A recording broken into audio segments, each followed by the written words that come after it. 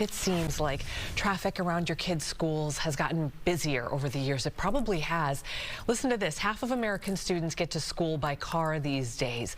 Compare that to 1969 when it was only 12%. Some schools have it worse than others, of course, but the State Department of Transportation is trying to help. Fox 9's Corin Hogger traveled across the metro looking for possible solutions.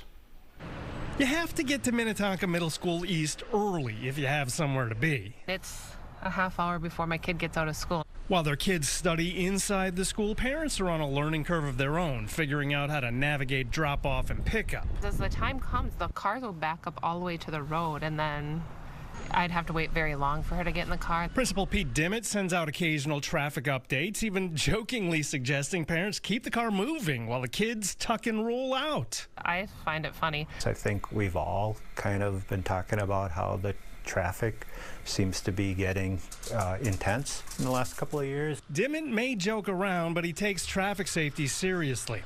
Since the district capped enrollment a few years ago, he figures the increased traffic is mainly a product of more parents working remotely and wanting the extra time with their kids. The buses are much less full now than they were 20 years ago when I started here. He says the changes that could speed up the process involve adding an entrance on Lake Street Extension, which is complicated.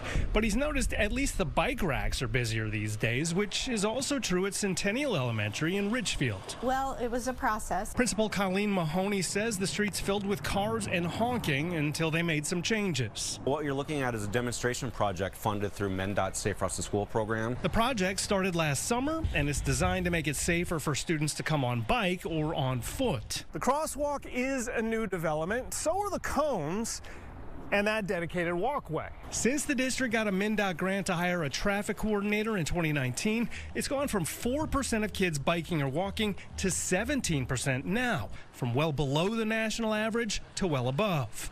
And with extra cones and bright staffers directing traffic, even this drizzly day got off to an easy start. That's how it usually goes now. We've really gotten this kind of down to a science, and everything's much safer than it used to be. Ridgefield will make the demonstration project permanent next year, and the school district is one of 35 splitting $1.4 million in new MnDOT grants aimed at accelerating similar safety work. Corin Hoggard, Fox 9. And you have lived this. Hours in that Minnetonka Middle School East parking lot, yeah. Hopefully they find some solutions. Still had the